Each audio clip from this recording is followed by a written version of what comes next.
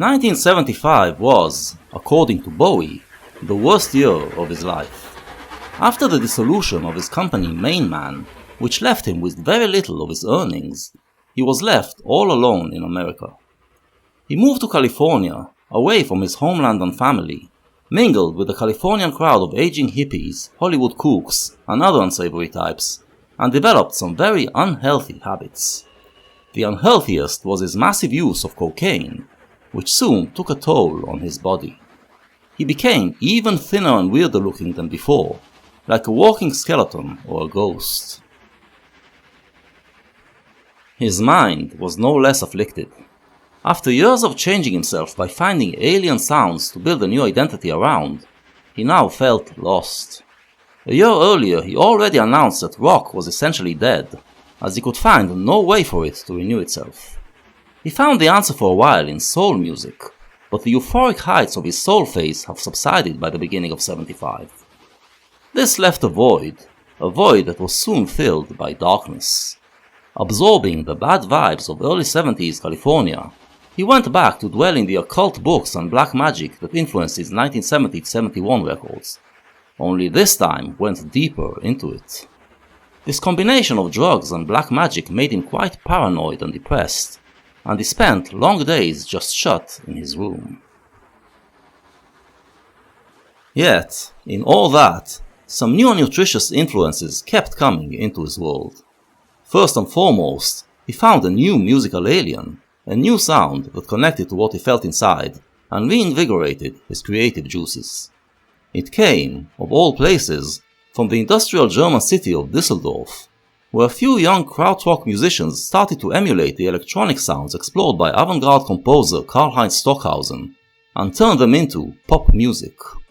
The sound of Düsseldorf was known as motoric, a style that combined repetitive beats with electronic synthesizers, and its leading band was Kraftwerk, which shocked the rock world with their 1975 hit single Autobahn, which imitated the sound of a car going down a German highway. Kraftwerk were the total antithesis of rock.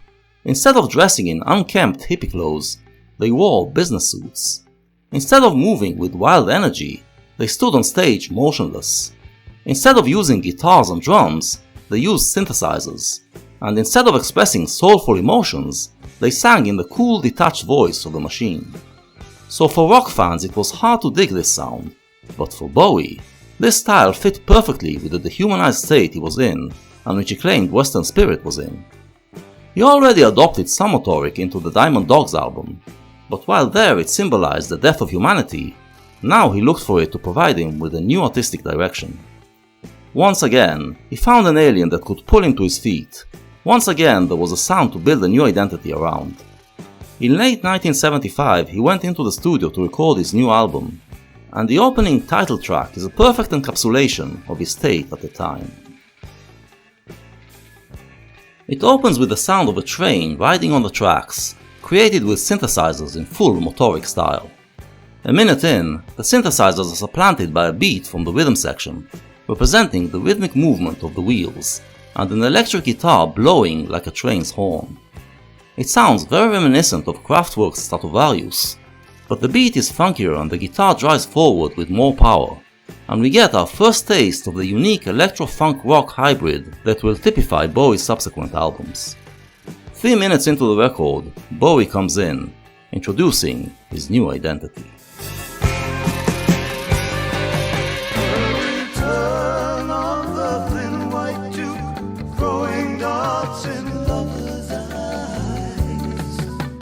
After disavowing characters in his previous album and trying to open up his heart, Bowie once again hides behind a mask. The thin white duke is basically what he saw in the mirror, a frighteningly skinny and pale man, dressed stylishly like an aristocrat. But he also marks some sort of awakening, setting lovers' eyes to be once again directed towards a target.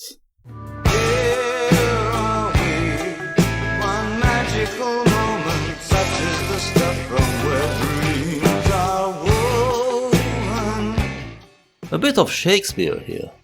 The wizard Prospero, in The Tempest, creates a beautiful illusion for a small crowd, which keeps them beguiled until he is distracted and the illusion fades away. Prospero then reminds them that real life is like that as well, that we are such stuff as dreams are made on, and our little life is rounded with a sleep. Those magical moments are the thing that Bowie lives for, but the magical moments he and his fans knew during their glam and soul phases have faded. Can a new moment be created? Bending sound, dredging the ocean, lost in my circle. Magical moments are harder to come by now. In the past, he had other worlds he could explore and borrow from, and thus break out of his old world into a new one. Now he feels like he has to dredge the ocean and bend sounds to come up with something new, which isn't as exciting. Thus, he can't really break out into another existence, and he feels lost in his circle. Here am I, flashing no color, all in this room overlooking the ocean. Here am I. Where have we heard this before? Sung in very much the same way. Oh right, it was on Space Oddity, at the moment when Major Tom realizes he is lost and adrift in space. After all those years of changing identities, he doesn't know who he is anymore, and he is flashing no color, as if everything in him blended into a colorless murk. After a few years of trying to leave his room, a word Bowie uses as metaphor for his inner world, he now recedes back into it, and this time it seems to be a room on top of a tower in a lonely island. In short, complete solitude. Here are we, one magical movement from gather to conquer. Turning his back on humanity, he delves deep into mysticism and tries to connect higher realms to produce a new magical moment. This Kabbalah imagery echoes what he was doing in recent months, as he locked himself in and studied the occult. But he is also saying something about humanity here, about the we.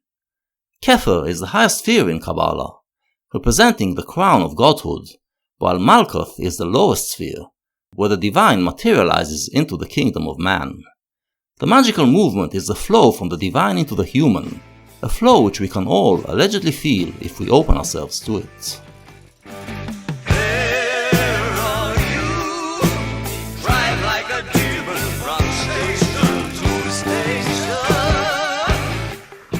In every Bowie album until now, the opening track always reflected on the identity he assumed in his previous album, described it as being in a state of crisis, or, if we adopt the Ziggy vocabulary, in a state of fall, and laid the ground for the creation of a new identity. Thus, he kept on living by his Cha-Cha-Cha-Changes credo. Station to Station does the same, but here it is the very lifestyle of Cha-Cha-Cha-Changes that is called into question. As he retreats into solitude and opens himself to the divine, he looks at his past and sees all the changes as a meaningless ride from station to station, which makes no sense to him now. He always saw himself as striving for the heavens, but now he describes his life as a train ride, i.e. as something that remains on the same plane. The Cha-Cha-Cha-Changes turned out to be just a ride from station to station, in a meaningless circle.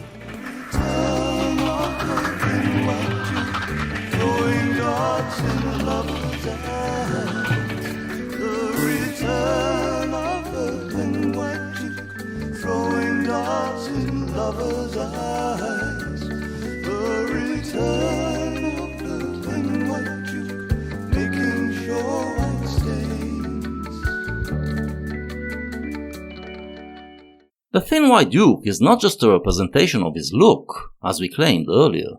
It is also an identity with a certain ideology.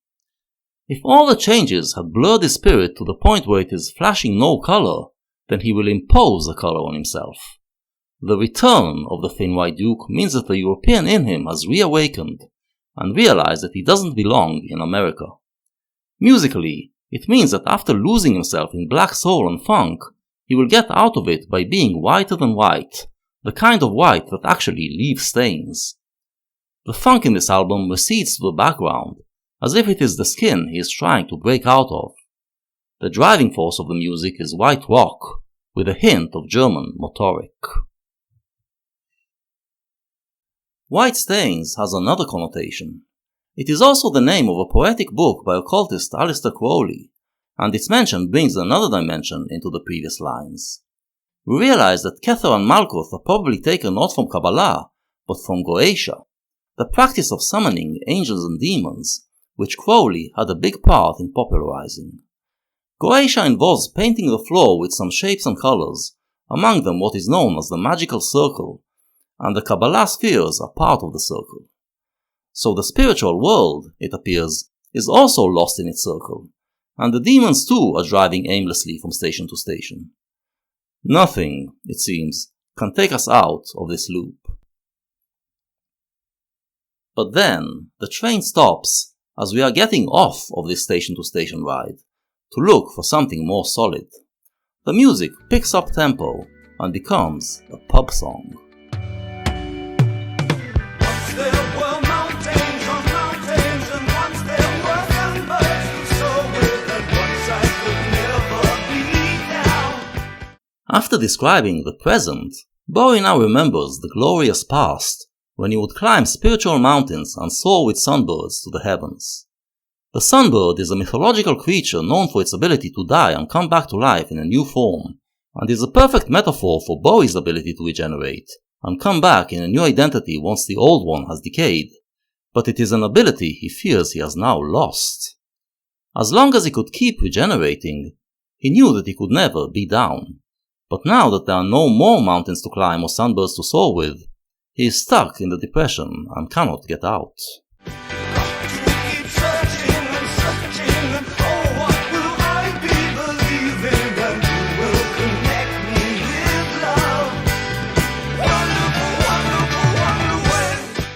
Still, he isn't losing hope. He knows that answers are out there, that there are identities that can connect him with love, bring back the sense of authenticity and communal love he knew with Ziggy. He is reassured to know it can come back, and wonders when it will happen, and who will be the alien that will take him there. Have you sought fortune in native and shy? Drink to the men who protect you alive. Drink your past, raise your glass high. But he is not there yet, so all he can do is drown his anguish in alcohol, and drink in honor of people who are more successful. It's not the side effects of the cocaine. I'm thinking that it must be love. It's too late to be grateful. It's too late to be late again. It's too late to be hateful. The European canon is here. Suddenly, there seems to be an answer. He feels the reawakening of something real, of a sensation that comes from love and not artificially generated by drugs. Such things take over you without notice, and by the time you figure out how you feel about them, it is already too late and you are hooked. The music speeds up yet again as we feel the rush coming back into his life.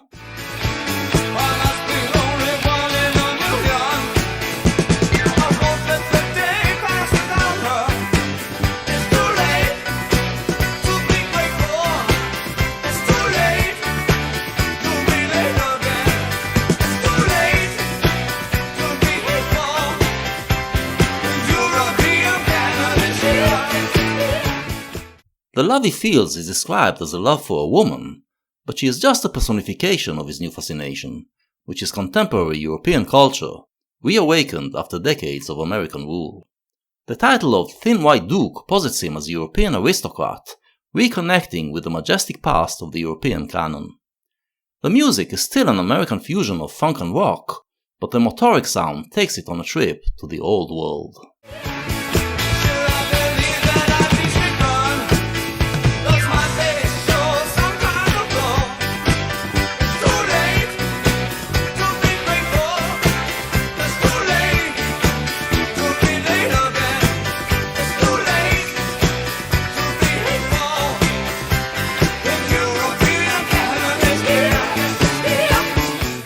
Bowie is revived.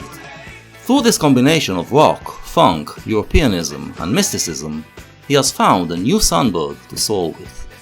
Once again, he feels like he has been struck by divinity, glowing like a star to create something the world can bask in. But beware, there is a heavy dose of irony in this last part. As he told us in the first part, this lifestyle of changes has led to an identity crisis, and it is probably the very thing he should ditch. He forgot about it as he drank his sorrow away in the second part, and when love hit, he felt that everything's fine again, and he is ready for the new change. Committed to his lifestyle of cha-cha-cha changes, he embraces the new magical moment and sings verses that express joy, but it doesn't sound very joyful. Actually, when listening to the music, we realize that we are back on the train, moving at a greater speed than before, but still simply traveling from station to station. There is none of the ecstasy of Moon Age Daydream or Rebel Rebel here. It sounds like he is trying to regenerate it, but failing. Still, he is used to making these changes, and it is too late for him to get out of it. The opening title track of Station to Station, like Space Oddity before it, shows our hero giving into his old habits and consequently getting lost. The rest of the album will maintain this new identity that he found, but will also convey the wish to get off this station to station ride and find a more stable lifestyle.